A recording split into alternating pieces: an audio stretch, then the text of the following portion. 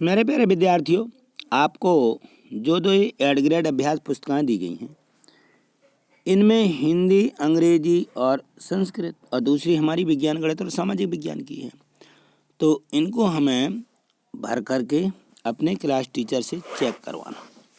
तो आज हम देखते हैं इसकी जो हिंदी दी गई है, जो एड ग्रेड अभ्यास पुस्तिका या वर्कशीट है या वर्क बुक है, इसमें प्रश्नोत्तर दिए गए हैं मात्र। तो इन प्रश्नोत्तरों को क्या करना है, हमें अपनी पुस्तक से ढूंढ करके लिखना थे। तो देखिए, मैं आज इनको जो कक्षा 7वीं की हिंदी दी गई है, इस हिंदी के प्रश्न उत्तरों को लेकर के आया हूँ। आप इनको अच्छे से समझ लीजिए और अपनी जो वर्कशीट है उसमें इनको भर लीजिए। तो देखिए, ये दिया गया है पाठ है 18, लोकमाता अहिल्याबाई। ये लोकमाता कहीं गई हैं अहिल्याबाई। और जो ये पाठ 18 है, इसके पहले वाले जो पाठ हैं, इनकी वीडियो मैंने इसी चैनल पर अपलोड कर दी हैं। आप उनको, जो नीचे लिखा है गणित वाले सर, यहाँ क्लिक करके आप ऊपर प्ले लिस्ट है, प्ले लिस्ट पर जा कर के आप इनको सभी वीडियो को देख सकते हो। सभी विषयों की वीडियो इस पर डली हुई हैं। और यदि चैनल को सब्सक्राइब नहीं किया तो चैनल को सब्सक्राइब भी कर लीजिए, जिससे कि जो वीडियो डलती हैं वो आपको तुरंत आपके यूट्यूब चैनल पर आपको मिल जाएंगी। ठीक है, तो इतना काम करिए, चैनल को सब्सक्राइब करके निश्चित ही रखिएगा। चैनल को सब्सक्राइब करने से नुकसान कुछ नहीं होता है, फ़ायदा ही होता है, क्योंकि हमें आगे कक्षा 8वीं में भी पढ़ना है। तो जैसे ही अभी ये परीक्षाएं खत्म होती हैं, उसके बाद हमें मेंस का मेरिट परीक्षा की तैयारी करना है। मेंस का मेरिट को NMMS परीक्षा भी बोलते हैं। अपने क्लास टीचर से भी समझ लीजिए इसको। और यदि आपको समझ में आ गया है तो अपने जो परिवार में अपने माता पिता, भाई बहन हैं, उनको भी बता दीजिए कि यह परीक्षा किस प्रकार से होती है। इसकी वीडियो मैंने इसी चैनल पर डाल के रखी हैं। आप उनसे समझ लीजिए और समझ के अपने घर वालों को इसको समझा दीजिए, क्योंकि इसमें बहुत पैसा मिलता है। इसमें 12,000 रुपया महीना, वो साल के 12,000 रुपया मिलते हैं, 1,000 रुपया साल सरकार इसको स्कॉलरशिप के रूप में देती है। तो ये हमें निश्चित ही यह परीक्षा देना है आगे कक्षा 8वीं में। इसकी अच्छे से पहले से तैयारी करके ही रखना है। ठीक, तो अब हम देखते हैं इसके जो प्रश्न दिए गए हैं इस पाठ 18 के।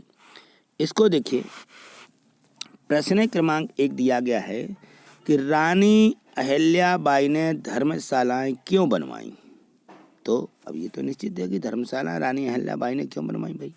तो यात्रियों की सुविधा के लिए या यात्रियों की सुविधा हेतु। जो यात्री रहते हैं, बाहर से आते हैं, अब उनको ठहरने के लिए, रुकने के लिए जगह नहीं है। तो ये रानी अहिल्याबाई की सबसे पहली सोच थी कि यात्रियों को कम से कम रुकने के लिए, कुछ समय रुकने के लिए उनको क्या होना चाहिए, कोई स्थान होना चाहिए। तो उन्होंने ये धर्मशालाएं बनवाई कि वहाँ आकर के रुक सकते हैं। ठीक, अगला प्रश्न देखिए। प्रश्न 2 दिया गया है कि अहिल्याबाई के सामने बड़े बड़े दिग्गजों के छक्के छूट जाते थे। इस वाक्य में रेखांकित मुहावरे को अर्थ को लिखिए। तो छक्के छूटना यह मुहावरा है। छक्के छूटना माने हार मान लेना, इसका ये अर्थ है, हार मान लेना। मात्र हमें इसका अर्थ लिखना है। ठीक, अगला प्रश्न यहाँ देखिए, प्रश्न क्रमांक 3 दिया है, जन कल्याण हेतु अहिल्याबाई ने कौन सा व्रत लिया। तो इन्होंने व्रत लिया किसका, साहस, उदारता और परोपकार। तो साहस दिखाना माने हिम्मत, उदारता रखना, कोई ऐसा व्यक्ति है तो उसके प्रति उदार भी बन जाइए, और परोपकार माने दूसरों की भलाई करना। तो इस प्रकार से इन्होंने ये व्रत लिया कि मैं ऐसा अपनी पूरी जिंदगी भर करूँगा। ठीक, अगला प्रश्न देखिए। प्रश्न 4 देखिए, दिया है कि पाठ के आधार पर रानी अहिल्याबाई के चरित्र की 3 विशेषताएं लिखिए। तो जो रानी अहिल्याबाई थी, उनका चरित्र देखिए। रानी अहिल्याबाई एक सच्ची देशभक्त थी। उन्होंने जन सेवा के लिए बहुत सारी सुविधाएं की हैं, है ना, जैसे धर्मशालाएं बनवाना और भी, और राष्ट्रीय एकता को बांधने में अपना पूरा योगदान दिया है रानी अहिल्याबाई ने। ठीक, अगला प्रश्न देखिए।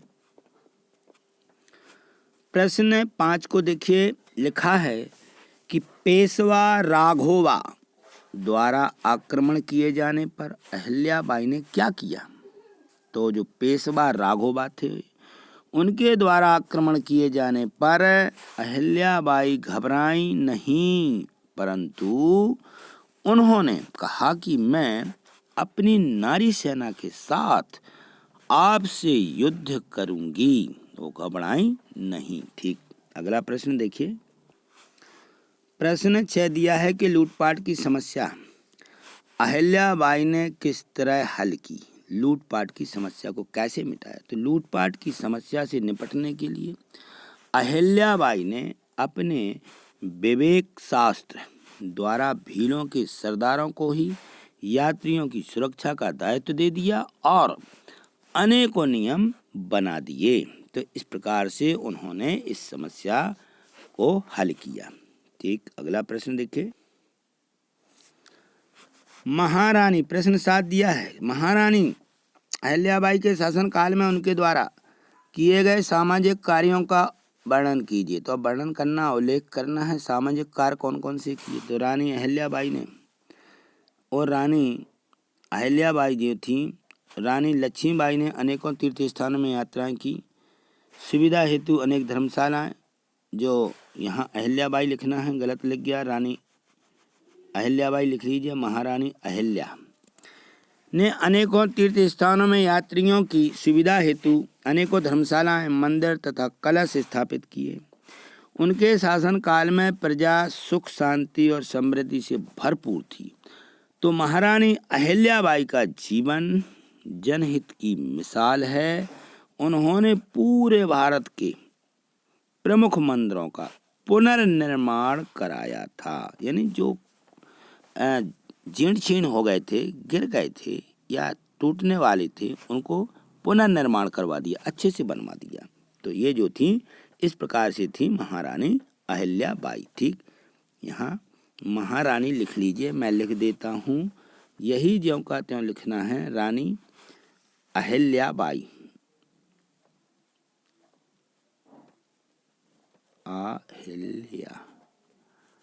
अहिल्याबाई ये लिख लीजिए, इसमें आपको यहाँ गलत लिख गया था। ठीक, ये लिख दीजिए। ठीक, अगला प्रश्न देखिए। प्रश्न 8 दिया गया है, यहाँ देखिए मूल्यांकन भी है। तो प्रश्न 8 में कि रानी अहिल्याबाई की सभी भूरी भूरी प्रशंसा करते थे। वाक्य में रेखांकित शब्दों का अर्थ लिखिए। तो भूरी भूरी यानी बहुत बहुत प्रशंसा करना, भूरी भूरी प्रशंसा यानी बहुत बहुत प्रशंसा करना, तो बहुत बहुत लिख लीजिए। ठीक, अगला प्रश्न 9 दिया गया है कि राघोबा शम के जाल में कब उलझ गया। तो रानी के द्वारा लिखे गए पत्र के जवाब को देख करके जो राघोबा था वह शम के जाल में उलझ गया था। ठीक, अगला प्रश्न देखें। प्रश्न 10 दिया गया है कि लोकमाता अहिल्याबाई की भांति भारत देश में और भी वीरांगनाओं ने अपनी छाप छोड़ी है। बिल्कुल, उनमें से किसी एक वीरांगना के बारे में लिखिए। तो अब हम यहाँ लिखते हैं किसको, रानी अवंतीबाई को। तो जो रानी अवंतीबाई हैं उनके बारे में, क्योंकि इन्होंने लिखा है कि कोई एक वीरांगना का, किसको, अहिल्याबाई को छोड़ करके दूसरी का लिखना है, इसलिए अपन किसका लिख रहे हैं, रानी अवंतीबाई।